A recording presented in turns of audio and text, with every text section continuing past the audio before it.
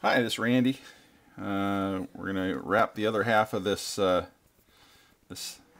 number 10 stripping guide.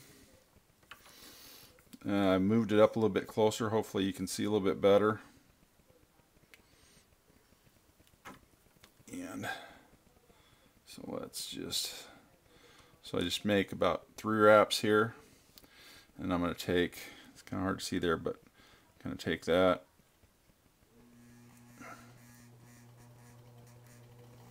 And just go over the top of that, put a little pressure here on this bottom thread. And you can see here I'm giving myself about a 1/4 inch between the bottom of the foot, starting about a 1/4 inch, so I got about a 1/4 inch of wraps. Okay, and that way I've got a good strong hold. This is a bamboo blank, so the grip that you have isn't quite as good as if you have just a round graphite blank. So I give myself a little more than I normally would if I was doing building a graphite rod. I kind of push that up a little bit just to give me a little bit more. Get rid of some of those.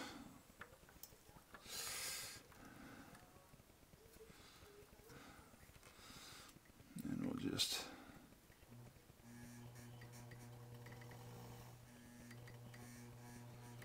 bring that up.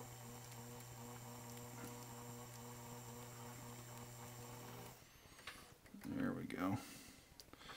Get a hold of that foot good. Kind of hard to see through my hand there, but okay. So let's see what we got. We come around. See, we just got just on that foot. Okay. So we'll wrap that up. Yeah, this one went a little smoother than the last one. Okay, so we get up to where we're close there. Again, we're going to take, and I make these loops. Basically, I take a brass bead, I get some braided Spectre type fishing line, which is something that is real soft, and it's gonna be real flexible, but it's very, very strong. And so I just get that loop up there like that. Put a little tension right here. I want to have pretty good tension as I'm doing this last little bit here.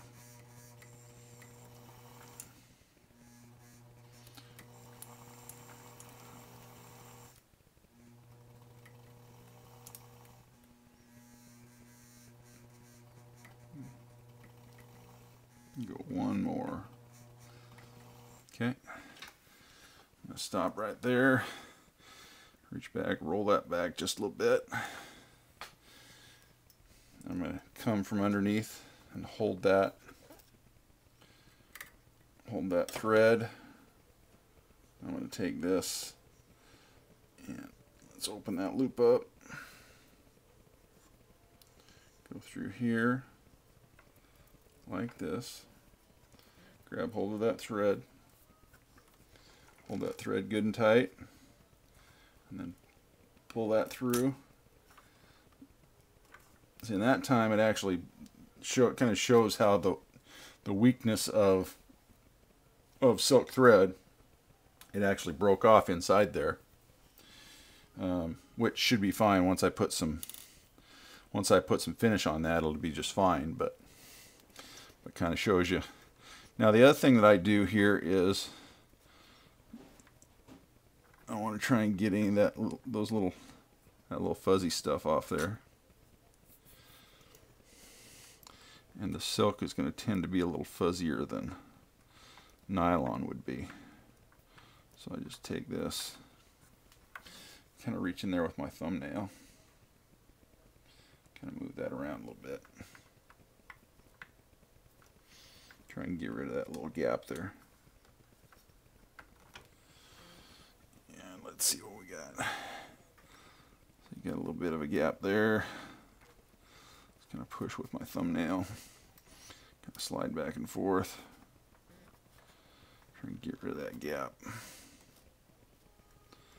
Like that. Again, you got the same thing here. You want to try and get in there with your thumbnail.